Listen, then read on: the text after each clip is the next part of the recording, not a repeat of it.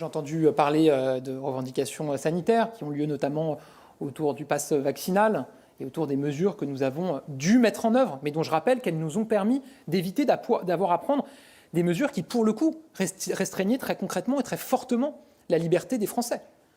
Nous n'avons pas pris des mesures, comme beaucoup de nos voisins, sur la liberté de circulation des Français, leur liberté d'aller et venir, sur la liberté de sortir le soir, d'aller au restaurant, dans les bars. Je pense que c'est ça qu'il faut toujours garder en tête. Maintenant, encore une fois, on est lucide, parfaitement conscient qu'il y a une lassitude vis-à-vis de cette épidémie, vis-à-vis de mesures qui continuent à s'appliquer.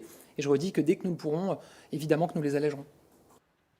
Et puis, autre déclaration du porte-parole du gouvernement concernant les restrictions, justement. Le pass vaccinal pourrait bien être levé d'ici fin mars, début avril. Oui, c'est ce qu'a dit Gabriel Attal. Il a par ailleurs évoqué un allègement du protocole sanitaire dans les écoles.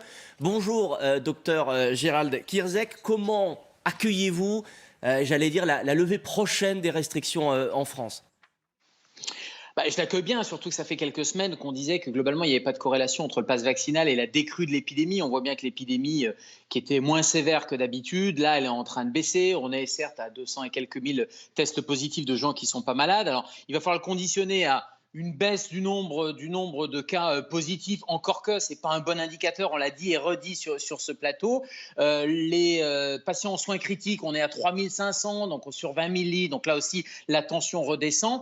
Je pense qu'il faut vraiment avoir comme indicateur une épidémie qui est en train de décroître et des facteurs de gravité, ou en tout cas des indicateurs de gravité qui montrent que c'est en train tranquillement de redescendre. J'ai entendu un petit peu, notamment Alain Fischer, qui disait devant le Sénat, il faudrait que les déprogrammations s'arrêtent, que l'hôpital soit moins en tension. Vous savez, l'hôpital, il est en tension depuis des années. Donc, si on attend qu'il n'y ait plus de déprogrammation ou que l'hôpital soit moins en tension, c'est-à-dire recréer des lits, réembaucher des infirmières, redonner de l'attractivité, tout ça, ça ne va pas se faire du jour au lendemain. Or, le pass, il faut le lever du jour au lendemain. Docteur, on a presque envie de vous demander si fin mars, début avril, à l'aune de ce que vous venez de nous dire, est-ce que ce n'est pas un peu tard du coup ?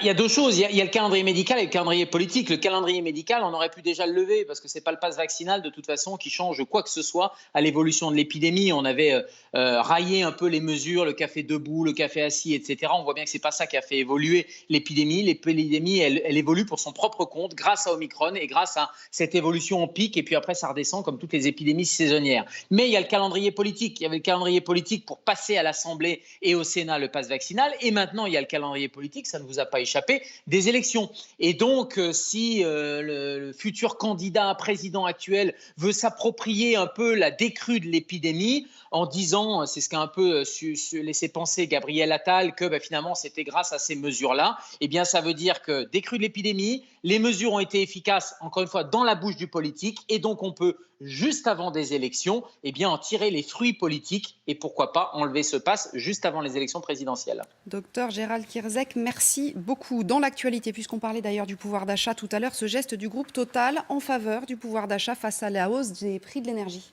Une ristourne de 100 € pour tous les abonnés au gaz en situation de précarité, une remise de 5 € sur un plein de carburant dans les stations situées en zone rurale. Tout cela à la veille pour Total d'annoncer un bénéfice net record de 15 milliards d'euros pour l'année écoulée. Alors coup de com' ou réel effort en faveur du pouvoir d'achat? Élément de réponse, Jade Partouche.